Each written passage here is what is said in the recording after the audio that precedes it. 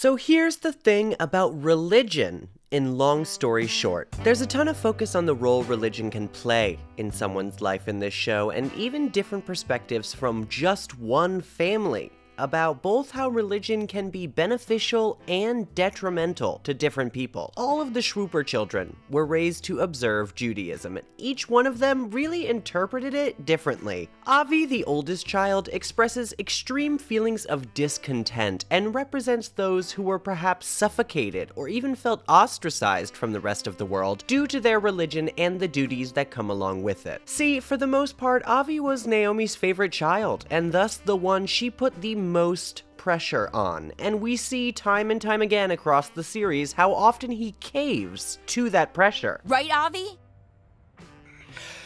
Boy, yeah, things are being said. And molds his behavior around her wishes to try and please her, even rescinding his own criticism of her negative behavior and belittling himself in the process. It's my fault. Forget I said anything. It signals a very authoritative, controlling role that Naomi took in the household, wanting all of her children, and her husband for that matter, to adhere to what she believes is best, and to just accept that she knows better than them, and because she loves them, pushes them toward what is right in her eyes. Not limited to, but especially with regard to religion. Avi never really felt safe expressing his discontent with how restricted he felt because he knew how hard he would be struck down by his mother if he ever spoke up. It's honestly pointless for him to even try to talk to her about this. It's like speaking to a damn brick wall, as we see in the intervention episode when Yoshi comes out as Orthodox. And honestly, this is a common observation in religious households. Studies show that forced religious observation teaches children that their views are less important than their parents, and can result in that child restricting their communication with that parent, damaging the relationship in the process. Thus, he just had to endure it, stifling his feelings of loneliness and isolation from the other children who got to go out on Friday nights, suppressing his anger toward Naomi for forcing him to so strictly observe these traditions that were so utterly meaningless to him. And as we know, when you force these things down, they only grow in intensity and end up affecting us in other ways. With Avi, it results in him feeling the need to distance himself from his family, choosing to go to college across the country, rarely visiting or keeping in contact with them. He basically associates them with that harshly controlled and regulated lifestyle that he never wants to return to. And not to sound as if everything he does stems from this issue, but it is also kind of convenient that he ends up with a non-Jewish woman who doesn't really observe any sort of religious service, doesn't have any sort of those expectations surrounding her. It wasn't until his adulthood that he was finally able to make his own choices, fully separated and no longer living under Naomi's influence. And he definitely takes advantage of it, even if maybe the relationship that he jumps into isn't exactly a perfect match. I'm not trying to blame him, sometimes that's not easy to see early on, but perhaps too strictly trying to avoid Judaism, even with his own daughter, while she expresses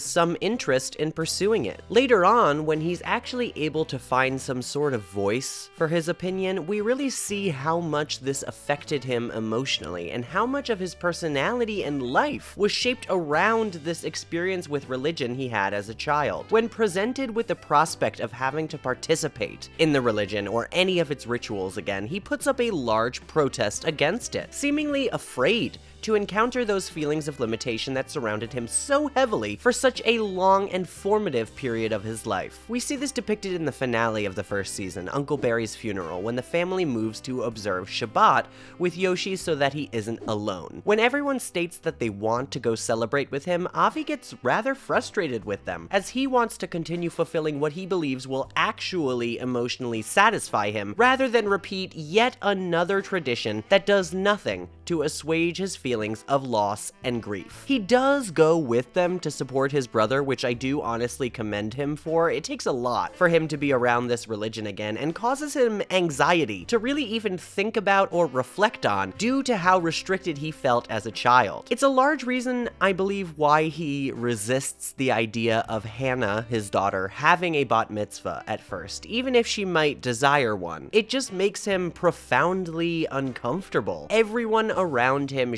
sharing in an experience and getting so much enrichment from it, while he has to stand idly by, watching from the outside, ostracized from these people who he's supposed to inherently understand and identify with. It's not something a ton of people talk about with regard to Avi, but I really see why he's so upset with having to be around this all the time, and I understand his discomfort. I certainly will almost never be setting foot inside of a Catholic church ever again.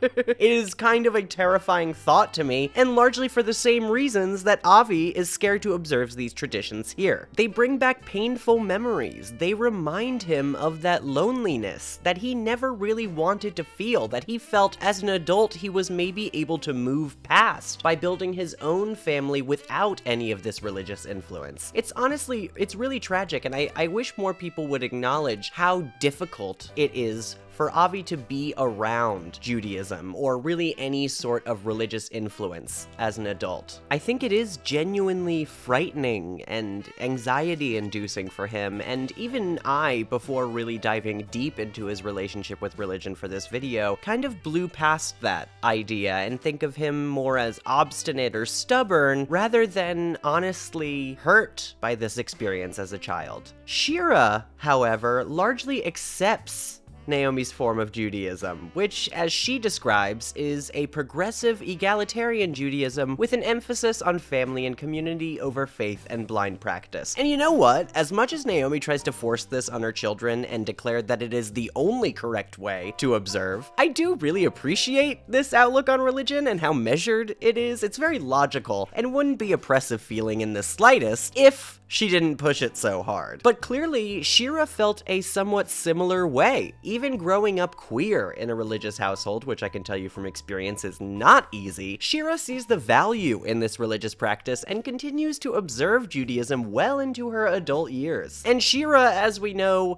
is not someone who's really into strict rules.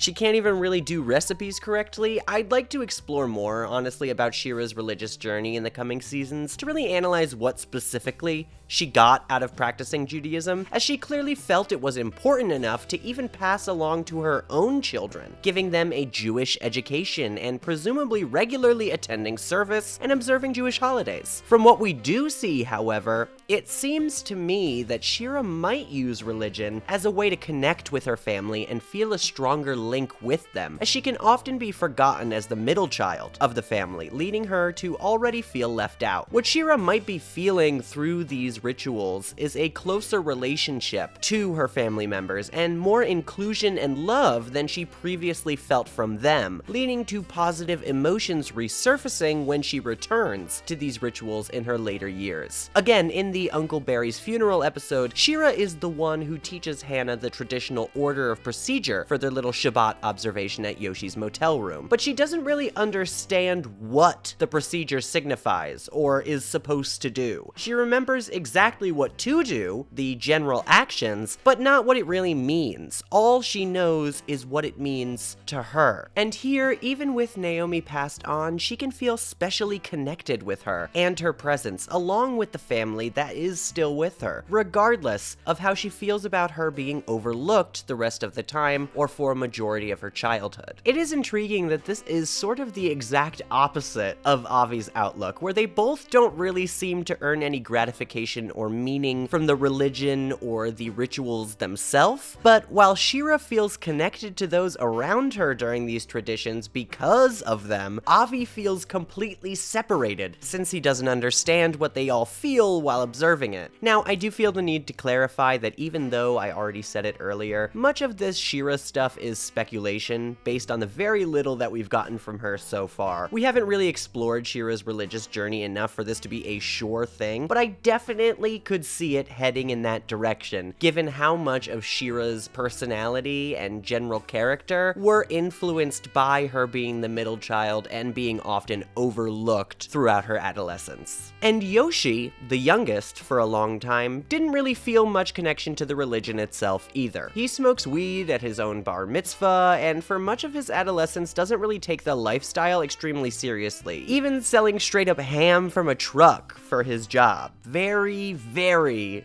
not kosher. I would hazard a guess that he doesn't really exactly practice the intricate rules of the religion during this time period either. Basically, he kind of departs entirely from it immediately after he leaves the house. However, in his later years, he discovers a sort of peace that can accompany being part of a religious community and converts to Orthodox Judaism, which is in fact a stricter observation than he was taught to observe as a child. After all these years being around a more relaxed Jewish community and not feeling anything, he attends one Orthodox service and something just clicks inside of him. It just makes more sense to him than it ever has in this different perspective, and compels him to really participate in the faith as he never has before. For Yoshi to be willing to observe this much more strict practice, and his friend Danny Wegbright, after we get so much context about their being wild and spontaneous, is such textured writing and says a ton about how Yoshi felt growing up and how religion can provide sort of a framework for those who are lost and don't perhaps know exactly how to live their lives. For his entire life, Yoshi felt separate from those around him, like he didn't fit in. Since his mind worked a little bit differently, he always perceived himself on the outside looking in, with no one understanding his fun ideas and him not really understanding the rest of the typical modern world, not able to find a suitable job or place for himself within it. However, here, he's always able to be pointed in a specific direction. He finally knows what to do in a way that feels right to him, to walk confidently and make decisions about his own life that lead him down a more positive path, and to know what those choices are. He has routines that organize his time more effectively and allow him to process his own emotions. He has a community to be able to answer any questions he might have and support and lead him the right way. He has that certainty in himself and his beliefs that he has always lacked. He found a place where he can not only be wholly himself and accepted for that, but also one that lifts him up and aids him in becoming a more thoughtful, organized, less chaotic, and more stable person and adult. Yoshi is a really great way to show how religion can be extremely beneficial for those who perhaps have not always known the proper path to take forward. For all their faults, many religious tenets do promote personal health, both physically and psychologically, and provide a neat framework for those to be able to take care of themselves and remain more content, as well as show empathy to others, though a lot of people miss that one when subscribing to certain religions. It has been observed, though, that religion can be an effective psychological practice for many who are dealing with mental health issues, and can help those who struggle processing or reckoning with their own emotions or difficult events in their life to find peace and tranquility. Now, it doesn't mean you should rely only on that. As I said, nothing is a monolith, but still, it can provide that benefit. The best part of this series, however, I feel, is that the three Schwooper kids are not the only way that this is examined. Even Shira's wife, Kendra Hooper, has a very textured and honestly the most relatable journey with Judaism that is super important to take a look at. She was not raised Jewish, like at all. She knows nothing about Judaism, its practices, its important figures, its values, anything. However, one day at work, she ends up lying to a coworker about observing the religion to cover up for a day she spent in the hospital due to stress. Of course, shenanigans ensue, and she ends up fumbling her way into attending Yom Kippur service at a coworker's shul. And though she simply attends to keep up appearances and feels utterly lost and confused when she enters the temple, there's still something to be found for her here. After an extremely stressful period of time in her life where she not only had to fight intensely for her job and compromise some of her own morals to do so, but her father also underwent health issues, and her relationship with her girlfriend was abruptly ended. She is in an extremely sensitive and precarious place emotionally. Having to work so hard for such an extended period of time, she never really had much time to process any of these major emotional events or even really recognize the reality of her decisions and their consequences. But in this moment, the people in this shul currently confess their sins and admit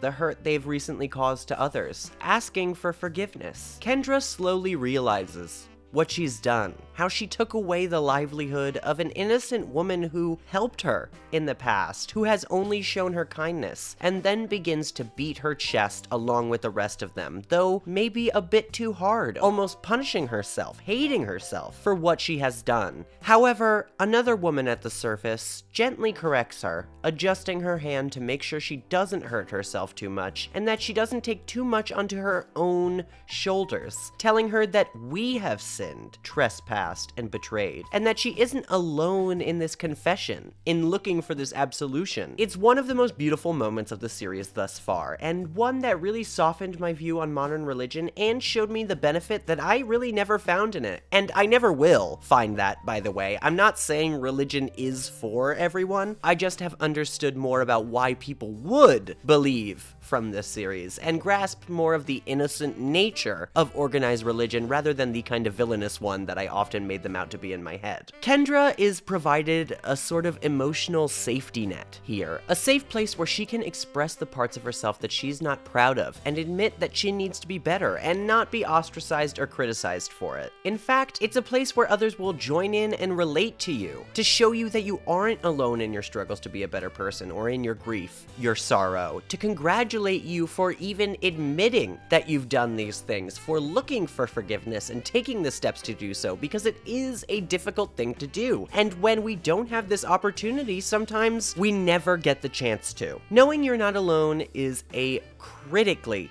important and uplifting concept for those who are perhaps wrestling with these different struggles. But it's also extremely easy to forget this when we're so immersed in the emotions of it all. Having a constant support group there to remind you how similar our experiences can be, how we have others to give us advice, to provide a shoulder for us to lean on, is hugely beneficial during these times, and can honestly be a defining factor in whether or not we're able to make it through them without permanent damage or trauma. Because having any of that burden lifted off your shoulders can be an absolute relief, and can give you the space that you need to process perhaps your grief or the mistakes you've made in the past, and how you can do better in the future. Having all these people around you who have made the same mistakes as you and have come out the other side still fighting, still doing their best, is proof that you can do so too. Overall, this series provides radically different perspectives on religion itself, showing both the negative consequences on children as they grow into adults, and the positive emotional effects that it can provide to those very same people. It shows us how two children raised in the exact same household can have completely different opinions on the religion itself, and that those views can severely characterize their own decisions later in life. I really appreciate the very measured and realistic approach that this show decided to take on it, showing both sides to religion and not really openly stating that any certain one is perfect or only